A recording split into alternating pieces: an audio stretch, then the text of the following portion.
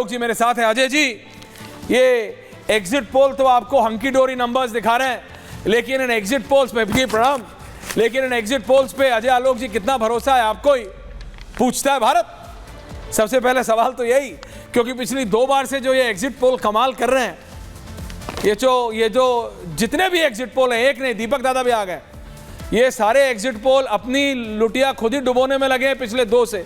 तो मुझे पता नहीं कितना भरोसा किया जा सकता है इन पे, लेकिन एज ऑफ नाउ पीमाक और मैटराइज दोनों बीजेपी को आगे दिखा रहे हैं, बीजेपी प्लस को आगे दिखा रहे हैं।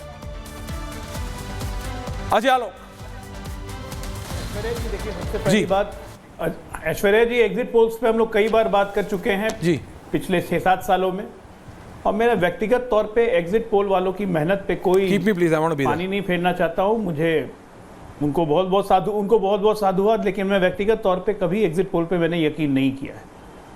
चाहे छत्तीसगढ़ के चुनाव हो, चाहे हरियाणा के चुनाव हो, चाहे कहीं के चुनाव हो, मैंने जहाँ मैं जाता हूँ वहाँ का मैं बोल सकता हूँ। मैंने हरियाणा में बोला था कि सरकार हम बनाएंगे, नंबर देख लीजिएगा। तो मैं आज के इस नंबर पे बस एक डाउट करता हूँ कि महायुति को ये 150-170 दिखा रहे हैं। हाँ। आप लिख करके नोट कर लीजिए, हम 175 प्लस रहेंगे, और इसके बहुत चांसेस हैं ये महाविनाश अघाड़ी ट्रिपल डिजिट में ना जाए। क्या बात कर रहा है, क्या बात कर रहा है? Is it? इसके बहुत अच्छे चांसेस हैं। नहीं, आप कह रहे हैं ये जो तिकड़ी है, एकनाथ शिंदे, देवेंद्र फडणवीस, अजीत पवार, लेकिन आप कह रहे हैं तो दिक्कत बढ़ जाएंगे अगर बीजेपी 100 पार कर जाती है तो सीएम किसका होगा? सबसे बड़ा सवाल ये होगा अजय आलोक जी, एकनाथ शिंदे को रिपीट करेंगे आप, देवेंद्र फडणवीस को आप डिप्टी सीएम बना के रखेंगे? सेकंड्स भी नहीं लग, ये आधे घंटे का भी निर्णय नहीं होगा हमारे यहाँ। देखिए, क्या बात कर रहे हैं? ठाकरे कभी मुख्यमंत्री नहीं बने, बाला साहब ठाकरे कभी मुख्यमंत्री नहीं बने, लेकिन उनकी पसंद से मुख्यमंत्री बनते रहे। वो किंग भी थे, किंग मेकर भी थे। तो भारतीय जनता पार्टी में किंग तो रहेगी, क्योंकि सबसे ज्यादा सीटों पे हम लड़ रहे हैं, सबसे ज्यादा नंबर्स हमारे रहेंगे, इसमें तो किसी को डाउट नहीं है। चाहे हमारे विपक्ष हो, चाहे हमारे साथ के दल हो। जी, मुख्यमंत्री कौन बनेगा ये बिल्कुल संयुक्त निर्णय होगा चुनाव के फाइनल निर्णय आने के बाद, और वो सबको पता चल जाएगा। और हमें ऐसा कोई दर्द नहीं है मुख्यमंत्री पद का, ना भारतीय जनता पार्टी के कार्यकर्ता में किसी में ऐसा दर्द है, और सौभाग्य से जो हमारे सहयोगी हैं महाराष्ट्र में, उनको भी कोई दर्द नहीं है मुख्यमंत्री का। इसलिए बहुत आराम से आपको घोषणा होगी और सब कुछ सकुशल अच्छा होगा। सर फुटबॉल तो तब होगा जब अभी आप शिवसेना से पूछिएगा, वो कहेंगे। मैं आपको रोक रहा हूं अजय आलोक जी, भारतीय जनता पार्टी के उत्तर प्रदेश के प्रदेश अध्यक्ष भूपेंद्र चौधरी जी मेरे साथ इस समय जुड़े हुए हैं। Can I have the UP bypoll numbers on air? Uttar Pradesh के बाइपोल के नंबर्स, फूलपुर में मैट्राइज दिखा रहा है टफ है, बट भूपेंद्र चौधरी जी आप आगे हैं। मंझावन में टफ है, लेकिन बीजेपी आगे है। करल, मैनपुरी में अखिलेश यादव, स्वर्गीय नेताजी के गढ़ में भूपेंद्र चौधरी जी आपके नेतृत्व में उत्तर प्रदेश में बीजेपी आगे है। कठेरी में टफ है, लेकिन बीजेपी आगे है, ये मैट्राइज दिखा रहा है। कुंदर की मुरादाबाद में टफ है, लेकिन बीजेपी आगे है। गाजियाबाद में बीजेपी आगे है। मीरापुर में आरएलडी आगे है। खैर में बीजेपी आगे है। सीसामऊ में टफ है, लेकिन समाजवादी पार्टी आगे है। ये मैट्राइज का सर्वे दिखा रहा है, मैट्राइज का एग्जिट पोल दिखा रहा है भूपेंद्र चौधरी जी। ये आपकी और बाबा की जोड़ी तो कमाल कर रही है, लेकिन एग्जिट पोल पे कितना भरोसा करूं ये मेरे को खुद नहीं पता। इसलिए आपसे जानना चाह रहा हूं, क्योंकि अखिलेश यादव तो री इलेक्शन चाह रहे हैं, मीरापुर में भी, कुंदरकी में भी, करल में भी। भूपेंद्र चौधरी बीजेपी के उत्तर प्रदेश के प्रदेश अध्यक्ष। जी जोई साहब। निश्चित रूप से हमारी पार्टी ने, निश्चित रूप से भारतीय जनता पार्टी ने जो इस बार हम लोगों ने मिलकर अपने एनडीए के घटक दलों के साथ मिलकर उत्तर प्रदेश विधानसभा की सभी 9 सीटों पर चुनाव लड़ा है, और हम पूरी ताकत के साथ अपनी सरकार का, अपने कामकाज का लेखा जोखा लेकर, पूरा रिपोर्ट कार्ड लेकर योगी जी के और माननीय मोदी जी के नेतृत्व में जो सरकारों ने काम किए उन कामों का लेखा जोखा लेकर, पूरा रिपोर्ट कार्ड लेकर हम जनता के बीच में गए हैं। जो इनका निगेटिव एजेंडा था, नकारात्मक एजेंडा इन्होंने सेट किया था लोकसभा चुनाव में, उत्तर प्रदेश की जनता उसे समझ चुकी है। और निश्चित रूप से जब परिणाम आएंगे तो मैं विश्वास के साथ कहता हूं कि आश्चर्यजनक परिणाम आएंगे, और भारतीय जनता पार्टी और एनडीए हम मिलकर 9 की 9 सीटें जीतने जा रहे हैं, बड़े अंतर से जीतने जा रहे हैं। क्या बोल रहे हैं आप कह रहे हैं 9 की 9, यानी करहल, मैनपुरी में भी आप जीत रहे हैं, सीसामऊ में आप जीत रहे हैं। ये ट्रेडिशनल आपकी सीट्स नहीं है। भूपेंद्र चौधरी जी, आप जानते हैं आप संगठन के आदमी हैं। सीसामऊ आपकी सीट नहीं रही है, कुंदरकी आपकी सीट नहीं रही है, करल आपकी सीट नहीं है, फूलपुर, आप ये सारी सीटें जीतने जा रहे हैं, आप ये कह रहे हैं।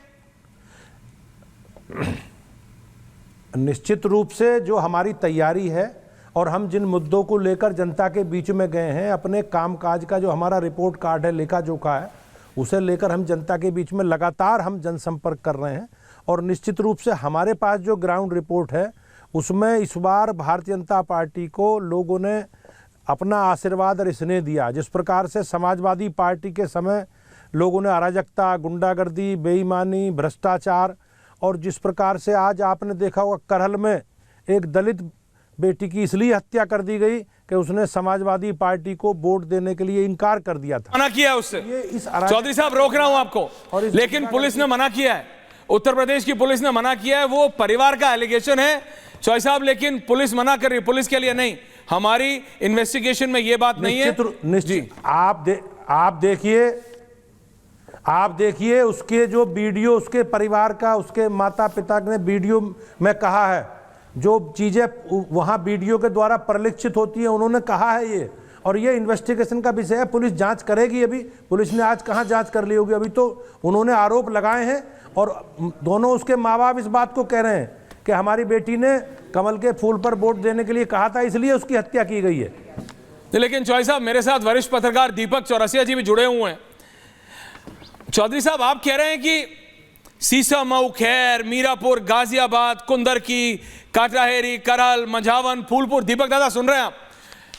चौधरी साहब कह रहे हैं सारे जीत रहे। इस सब में मैं करहल के बारे में चौधरी साहब, मैं आपसे, मेरे को पता है समय कम है, आपके पास सिर्फ 2 मिनट और लूंगा।